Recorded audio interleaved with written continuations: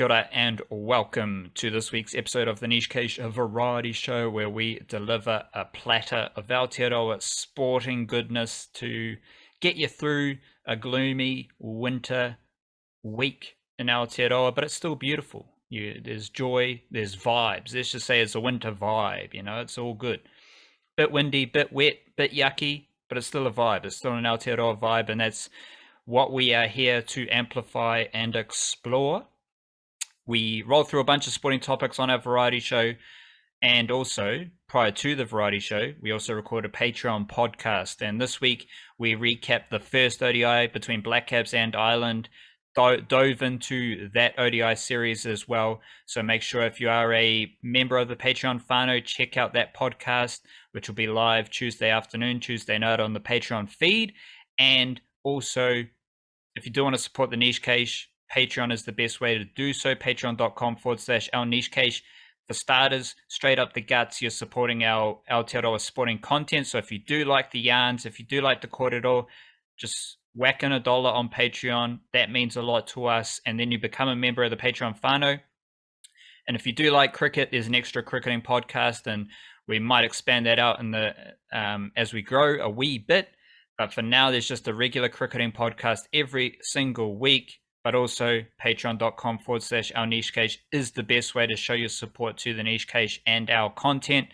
Much of that content can be found on our website, theniche-cage.com. Lots of Kiwi-NRL spotlights.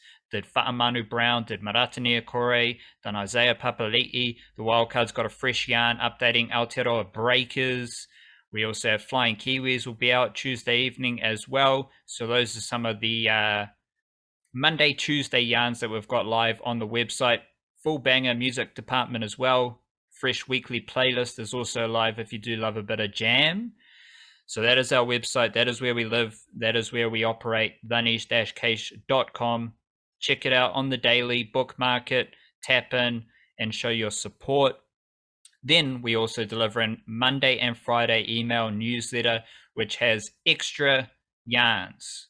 On Friday, we're talking about whatever. We might be previewing the weekend sporting action. We might be touching on news from the sporting week. And then on Monday, we're usually recapping the Aotearoa sporting weekend.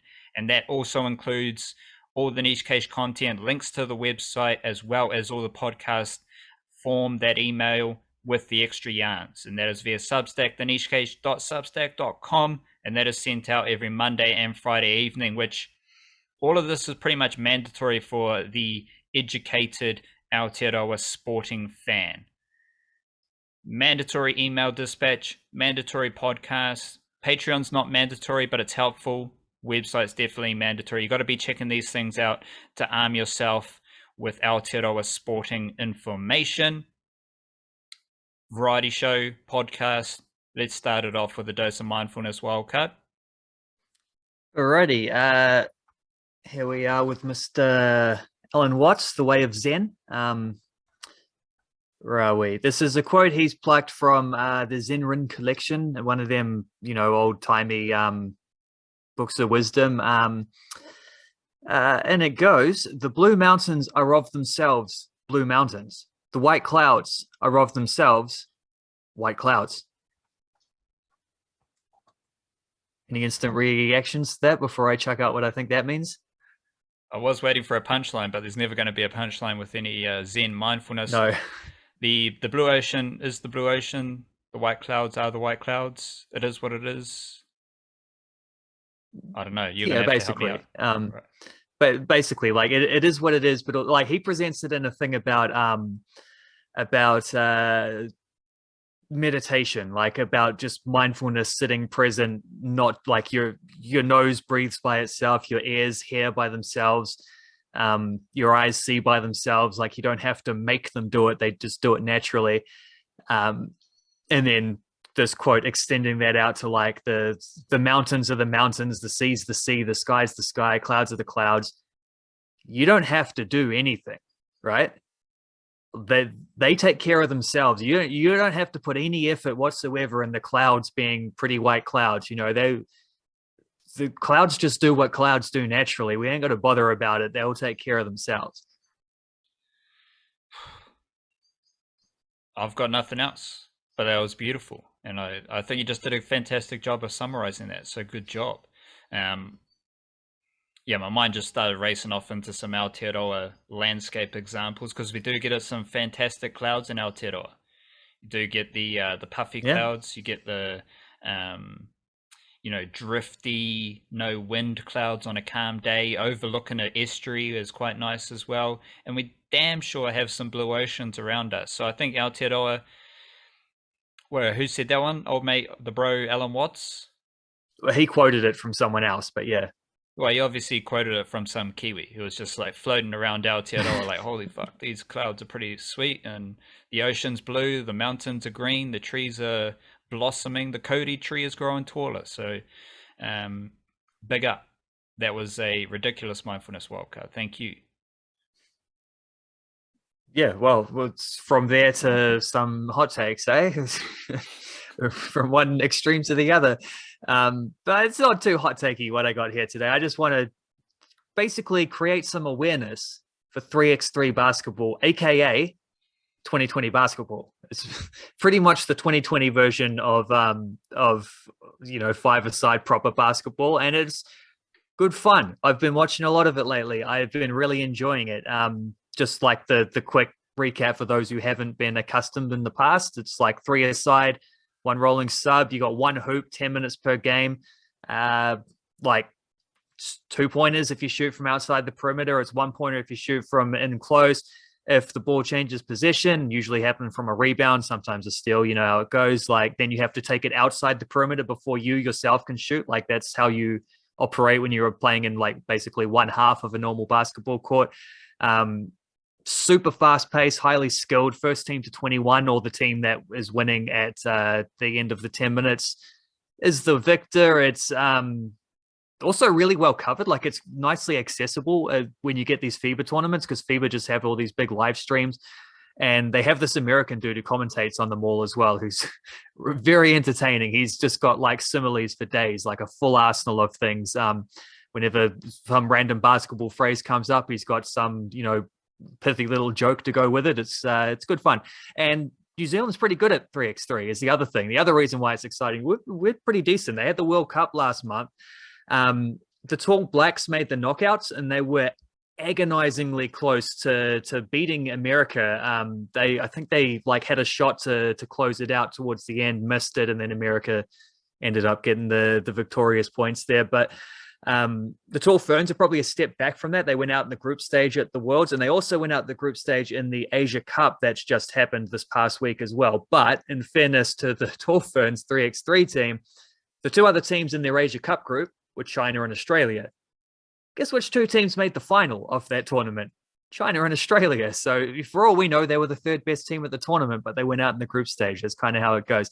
The Blokes also lost to Australia in their group, but they ground out a win against Qatar to progress to the quarters, where they scrapped past Japan in a really like gritty defensive game there, and then smoked the Philippines in the semifinals. A fantastic performance before losing again to the bloody Aussies in the gold final, the gold medal finals. So still a silver medal at the Asia Cup for the Tall Blacks 3x3 team. That is nothing to be scoffed at there whatsoever. And the flurry continues because in a couple more weeks, they've had one tournament, a couple more weeks, and then another tournament, a couple more weeks, another tournament, because the Commonwealth Games are coming up. And this, this Commonwealth Games event is 3x3 is the only basketball that's been there. I'm sure they used to do like proper, like full on Tall Blacks, Tall Ferns basketball, but this time it's only 3x3. It's a bit of a shame, but Aotearoa do have a team qualified for both events. Same squads that went to the World Cup are going to the Com Games, so high expectations of medals there. Once you take out America and China, all those Eastern European teams whatsoever, should be pretty good.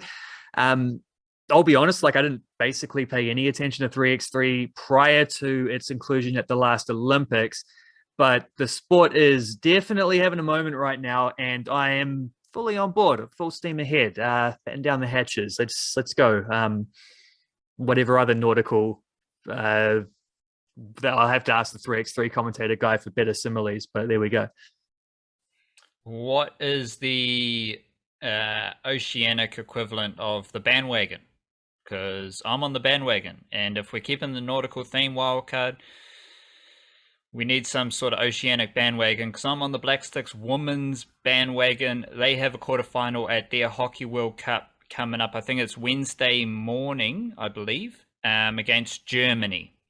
And I've been reading some George R. Martin blogs, and at the end of each blog, he's got a current mood, and he has a little like an emoji type thing at the end.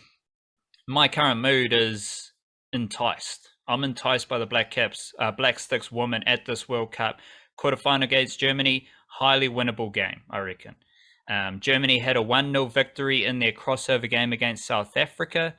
They did come through a more difficult pool, I believe, with some better teams, which meant that they didn't finish in the top spot. They had to go through crossover route, whereas Aotearoa did finish in the top spot. Quite impressive in pool play. And that brings us to this Aotearoa versus Germany game. The Black Sticks women will be eager to just double down on what they've done in pool play. Very funky attacking team, a lot more funky than previous Black Sticks women's team, but also quite nifty in how they defend and put pressure on their opposition defense, in this case Germany. And I kind of was low-key surprised that they won their pool, and I've been surprised with how they've been playing hockey. So I want to say that this is like already a winning situation. The fact that they did win their pool is fantastic. And I think Kiwi hockey fans should be quite chuffed with that. But now there's a highly winnable quarterfinal game against Germany, and that leaves me enticed. I'm enticed at what could be possible. If they do win this quarterfinal, then they face the winner of Argentina or England. And the Black Sticks women defeated England in pool play. So that would be a good matchup. Argentina are the bosses of international hockey pretty much. They're fucking good. So that will be a niggly matchup in the semi-final. Either way, pretty chuffed that the Black Sticks women would make the semi-final. But first they need to defeat Germany. And I am enticed for that contest. Looking forward to it. Highly winnable game for the Black Sticks women, I would suggest. Statistical funkier wildcard. We are both dipping into the Blackcaps baggy. What do you have? I'm gonna go first with a bit of Michael Bracewell, aka the Beast, aka Embrace.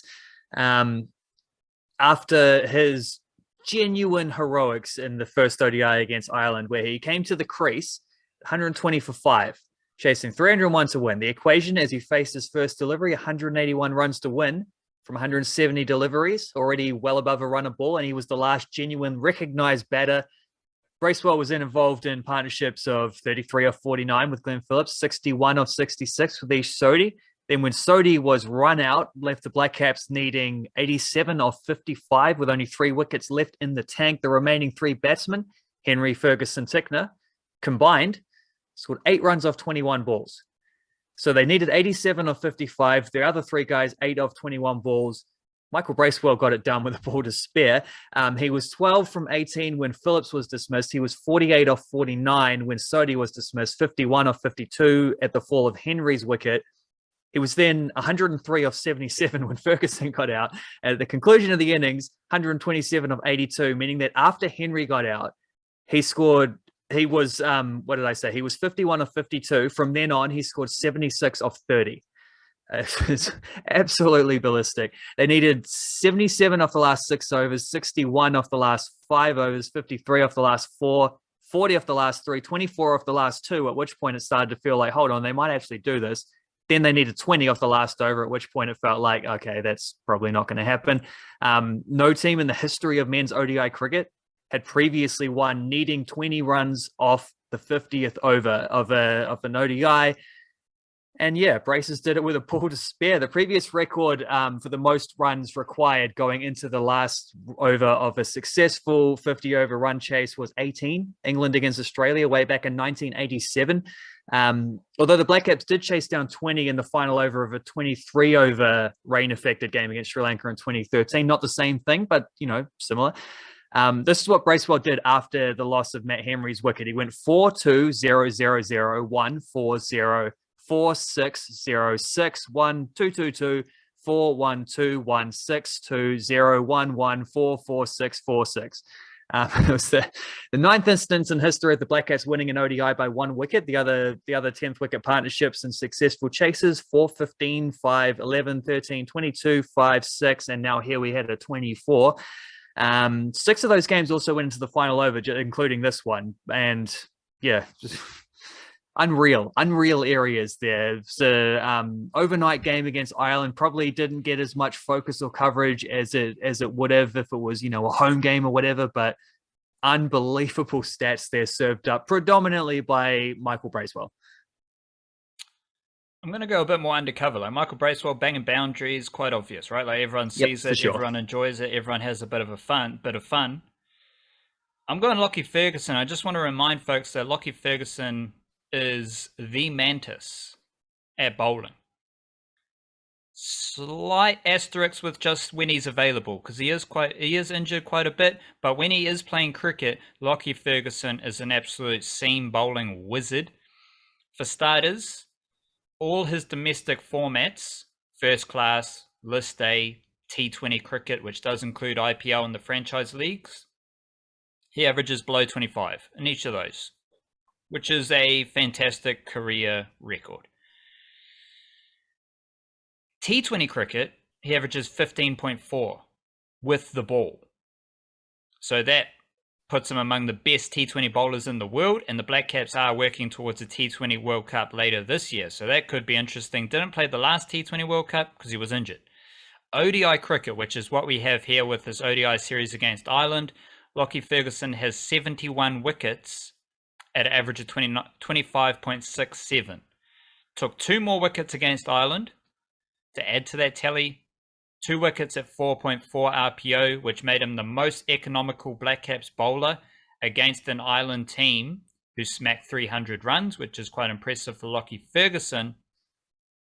And the Blackcaps made the final of the 2019 ODI World Cup, where Lockie Ferguson was Aotearoa's best bowler, second leading wicket taker in the World Cup, with 21 wickets at an average of 19.47. So when Lockie Ferguson's playing cricket, he's really damn good. Deep in the Mangroves wildcard, what do you have? What have you found during your winter walkabouts? Yeah, winter walkabouts in the mangroves, and just happened to have stumbled upon some Australia and Aotearoa footballing friendships, let's say. Because the two countries are obviously hosting the FIFA World Cup next year, the women's edition, with the tagline "As One 2023," and they seem to be taking that "As One" tag quite literally, which is nice and fun when you've got players switching, like going back and forth between eligibilities between the two nations. And the latest is India Paige Riley. She's a 20-year-old winger born in Auckland, moved to Queensland aged 12. All her family are New Zealanders, but all her basically football education development has come in Australia. She played heaps of times for Australian youth teams and was apparently close to playing for New Zealand at the last Under-20 World Cup, only COVID came along and that World Cup never happened. She has gone on to be selected a couple times for the Matildas, senior squad, earning her one and only cap as a substitute against Germany early last year. Now she's committed full-time to play for the Football Ferns. So she's switching allegiances back to the nation of her birth, and that is absolutely massive for the Ferns because she's a young, skillful, creative player, someone who's been, scoring and assisting goals both at a high level for one of the top teams in Denmark. She plays for Fortuna Hjørring. Even played a few Champions League games with them in her first season at the club. So kind of exactly what the Ferns are looking for, high level attacking depth, a player who can create from attacking situations. That's beautiful. That's just what they need. And Indy Riley follows Ellie Green, who recently committed to New Zealand, having been an Australian youth player as well, the country of her mother in that case. And on the bloke side, there's Joey Chapness in recent times too, who's born in Auckland, raised in Australia, swapped allegiances, and was part of the wider all-white squad for a lot of their recent, qualifying matches as well. So that's 3 players in a short space of time who've all committed from Australia to Aotearoa. Of course, Gianni Stansness went the other way. Was playing. He played at the Olympics for the Ollie Whites, and has switched back to go play for the Socceroos at senior level. But as far as trades go, break out your Brian Windhorse impersonations here. As far as trades go, there was a pretty good deal there. I think that we got from those things, 3 players for the price of 1. And it's just a bit of that like trans-Tasman camaraderie, everyone sharing players, and we get some players in crucial positions that we actually really need a bit of depth in. So that World Cup, of course, I would say probably played a significant role in getting the Wellington Phoenix women's team up and running as well. There's also a pair of friendlies between the Ferns and the Tillies earlier in the year, and there is a much more rare occurrence coming up in a couple months where the All Whites are playing the Socceroos, 1 game at home, 1 game away. That has not happened for about a decade, those 2 teams playing each other. So, here's to some Australian friendship. It's we don't always get it on the sporting scene, but in the football, especially in football, it hasn't always happened as well. But just lately, it certainly seems to be, everyone's getting along with each other and everything's looking nice and swell. It's good. It's fun. That's what we want to see. Recent case of that with Alex Volkanovski, UFC champion, training with City Kickboxing as well. Ample crossover with Kiwis playing in the Women's Big Bash League. That will come up later in the summer. And of course, wildcard, there's that little competition known as the NRL where, I don't know, Aotearoa feels like the best rugby league nation in the world. Men and women, might I add. I think the Kiwi Ferns and the Kiwis are fantastic. And I think the Kiwi-NRL talent in the NRL and the NRLW is also fantastic. And I want to zone in on 2 teams. 2 teams who share 22 points on the NRL ladder, the Brisbane Broncos and Parramatta Eels. Brisbane Broncos defeated your Dragons wildcard, and there was a bit of a young flavour there with the Brisbane Broncos. Talked about Xavier Tito-Harris from Waikato. He came off the bench. He was solid, didn't get much of an opportunity, but that's all good, returning from injury. And there was also Dean Mariner, 18th man. He is an absolute gun. Maris Saints Jr. He's on the fringe of NRL footy with the Broncos, and I've often talked about the Brisbane Broncos being... I think they just have the best crop of young Kiwi NRL players in their system. They first recruited Jordan Ricky, and ever since then, there's been some sort of shift in the Broncos recruitment strategy from Aotearoa, where they do get many of the best players, and they also have like deep cut recruitment stuff happening as well, because Xavier Willison was, he was out in the wops of Aotearoa, and then he got scouted and they brought him across to Aotearoa. So that's all happening. Also, wildcard, interesting, and not to mention all the young juniors that the Broncos have in their system. I'm learning more about that. So just stay tuned for the Niche Occasion. We'll debrief those dudes led by the Fa'atili brothers from Christchurch as they move up the grades with the Broncos. But the Broncos also gave an opportunity to Te Maire Martin after his Waikato hibernation. And against the Dragons wildcard, they had Deluise Hoita, Maris Saints Jr., and Jordan Pereira, former Dragon, Upper Hutt Tigers Jr., I believe, from Wellington. Pereira and Hoita have been around the NRL for a long time. Hoita made his NRL debut back in the early 2010s and left the Tigers and has been playing reserve grade up in Queensland for at least 6 years before coming into the Broncos NRL squad for this season.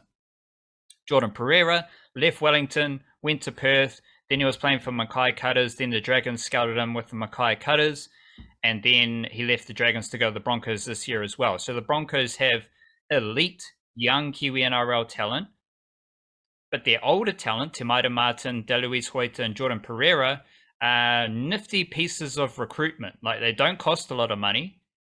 All those dudes are relatively cheap, but they're experienced, they're solid characters, they're skillful, they're talented, and they're getting an opportunity with the Broncos as well. Like, that's good business. Broncos have a lot of expensive players, high quality players. They also make the most of their recruitment, their scouting, to get value out of lesser known players. And both angles are evident in Kiwi NRL. Like Jordan Ricky, one of the most decorated juniors, and then you've got someone like Deluise Hoita, who was stuck in reserve grade for a long time in Queensland. Also, Parramatta Eels. They had a good win. I've written about Isaiah Papali'i and Marata Niokore. Papali'i, Tiarutu Jr., Niokore, Mangariis Jr.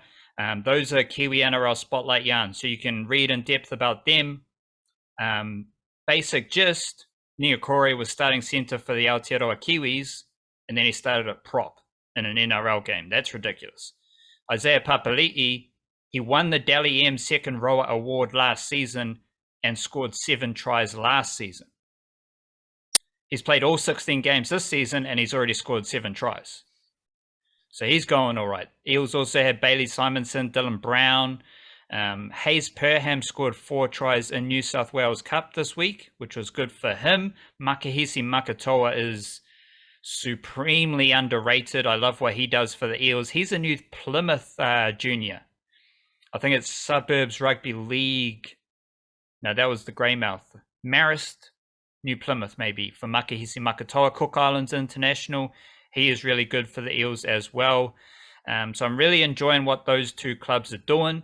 Broncos are like the new team. They're on the rise. Had a lean patch, a lot of drama. And they have emerged from that dramatic period as a fantastic Kiwi NRL club. And I am curious, like, Reece Walsh goes to the Broncos. What does it mean for Te Maire Martin? Dean Mariner is one of the most talented outside backs not in the NRL right now.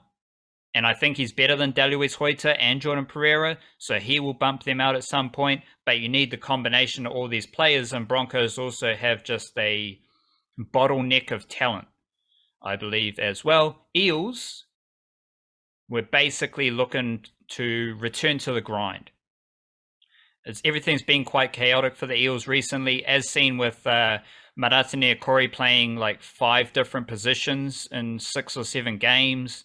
Isaiah Papali'i, his production stats are down this year compared to last year, but that's because of minutes and playing different roles. He hasn't played 80 minutes for the last few weeks, which I just view as management of his workload. And also, cheeky stat here, Isaiah Papali'i, I counted that he has made 95 tackles in his last 3 games with 1 missed tackle. That features an Aotearoa Kiwis test match and his last 2 NRL games. Hasn't missed a tackle in his last 2 NRL games. Fairly good. And I look forward to the Eels kind of settling into this run into the finals with all their Kiwi NRL players firing, especially as Papali'i is going to the Tigers, Niokore returns to the Warriors. So I want to see them have a really good finals push with their Kiwi NRL talent, because they certainly have a lot of Kiwi NRL talent, and the Broncos are on the rise as a Kiwi NRL club, but they're not quite at the Parramatta Eels level as a Kiwi NRL club, and they're a tier below Melbourne Storm, Sydney Roosters, Penrith Panthers. Like, I'd say the Cowboys are in that same pocket as the Broncos, as a few notches below Parramatta Eels in the Kiwi NRL power rankings. Question time here, Wildcard. Let's roll through a couple of hard and fast questions straight up the guts. No sidestepping, no handbrake. No shoulder charge as well. Like, don't be a niggly fuck. Like, no shoulder charges. Just wrap up the legs and let's get a quick play the ball. Sean Marks. A little bit of fun happening at Summer League. Sean Marks, a lot of content about Sean Marks, chatting up with NBA GMs, bit of Wodge as well. They all look like they all look a bit nerdy. Let's just be honest. They all look a bit nerdy on the sidelines of those Summer League games. But I'm curious, you've tracked the Sean Marks thing recently with the whole Brooklyn Nets situation. Just off that recent Sean Marks content, what is your latest Sean Marks vibe? I mean, those images and stuff, like videos from Summer League and things of him hanging out with Wodge, and then there's I think Masai Ujiri, the Raptors GM, and there's I think the Heat GM was there, and Rob Pelinka, the Lakers GM, like all these teams. Like, that's also contrasted with what, like, keep hearing reports coming out about, like, the Nets haven't been able to get what they wanted for Kevin Durant, or this, that, and like all this, the public facing stuff that's been leaked to media from who knows what sources, potentially from teams that are trying to do deals with the Brooklyn Nets, trying to tell them through the media that we're not going to pay what you're asking us to. But all of this is just like, to me, this is just a man going about his business. This is Sean Marks doing what he does. He's being spotted, probably what he doesn't prefer. But I would also imagine someone like Rob Pelinka and Messiah Jerry and some of these guys, Watch as well, probably do like being seen to be talking to the guy who has Kevin Durant on the trading block. They're probably happy with being spotted, and Marks has just got to cop that one. But this is just, I actually feel more positive about seeing him out there chatting with these dudes and seeing him going about some casual business that way than I do seeing the headlines come through the media. So good on him, man. This is what he does. This is his time to shine. It's the off season. He's got one of the greatest players of all time on the trading block, and he's got to get a big deal. This is how you do that. Flipping it back around. What's my first question? My first question is an Israel Adesanya question, and people will know what I'm talking about if they've been following this and reading the email and stuff. Is nice and simple. Is Israel Adesanya the bad guy? It's easy to think of him as a bad guy or a villain, both from like because it's kind of Israel Adesanya versus Aotearoa, and now it's turned into Israel Adesanya versus UFC fandom and media. I do not believe he is the bad guy. I do believe Israel Adesanya is what they now call a disruptor. I just call it shaking shit up. Like Israel Adesanya is here to shake shit up. He's here to shake up Aotearoa, which all these, elderly Pakeha folk definitely need fucking shaken up. And I also think the UFC world needs some shaken up. So I'm all on board Israel Adesanya shaking up those things. Not a bad guy, not a villain, just shaking shit up. Second question to you, Wildcard. Just give me, you don't need to break it down too much. We're running through the time here. I'm just curious. You find some obscure pockets of the sporting world through your Flying Kiwis and basketball coverage. Basketball is building up in this regard. What is the global hotspot that intrigues you the most in either Flying Kiwis or basketball right now? Well, it's not a hotspot, but the transfer window stuff is certainly like the main focus at this time of the season. But that's not a location. So in terms of locations, the nation of Denmark. Ooh, I like it. And I'll explain that slightly. Like you've got Joe Bell at Brøndby, right? One of the best teams in Denmark. Marco Stamenic is currently at preseason with FC Copenhagen, the best team in Denmark, champions last season, but he was out on loan and the development sort of thing.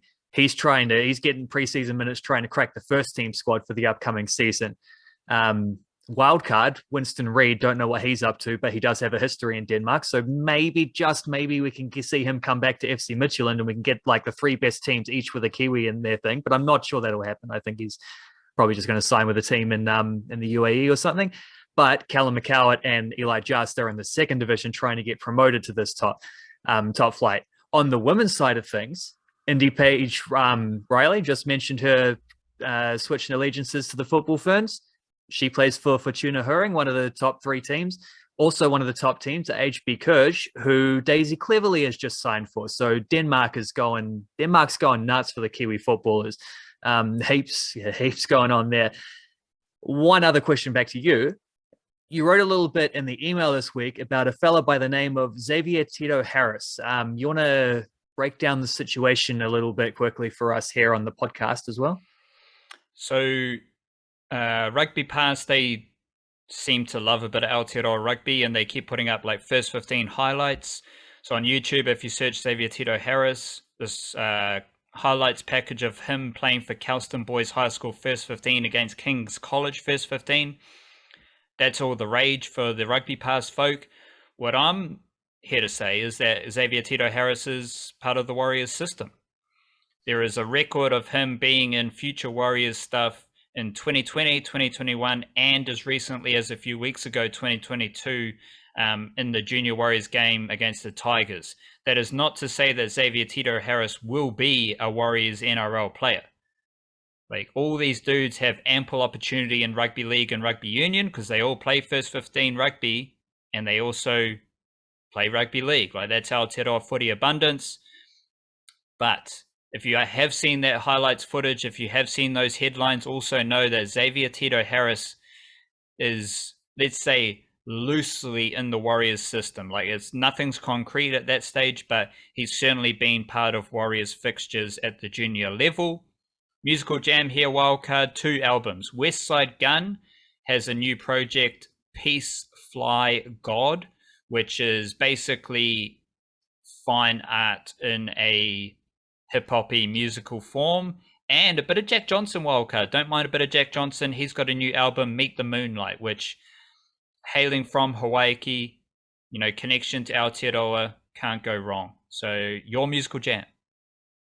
Nice. I'm reading a novel by a dude called Cam Nunn, who writes books about surfers who get into like scrambly situations. So Jack Johnson is an interesting one there. I'm reading a book that involves a lot of surfing, and then there's a dude who's highly associated with the sport of surfing as well. I'm gonna recommend an album by a band called Oog Bogo. I don't know exactly how to say it, but it's about OOGBOGO, sort of a garagey rock type band who didn't know anything about, but this album is produced by Ty Segall, who was the god of that scene. So and I've listened to a couple of things. There was one in the album, not the album jukebox, the weekly playlist on Monday, and sounds a lot like Ty Segall's fingerprints on it. And Ty Segall himself has an album coming up in a couple of weeks, soon to be released, which I'm very much looking forward to, as I do anything he's got any kind of involvement in.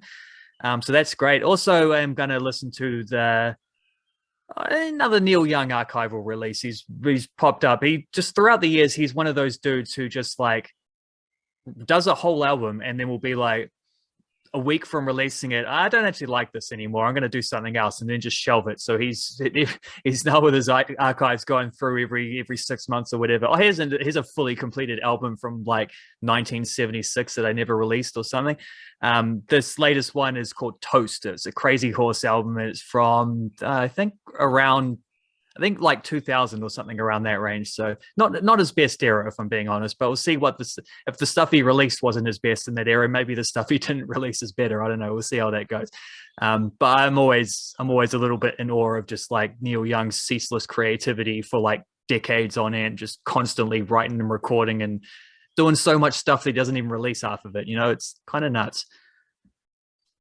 There we have it. That is the Niche Cage Variety Show. Tap in, check it all out, support the podcast, support the content as best as you can. Kia kaha, stay beautiful. Chit-chir.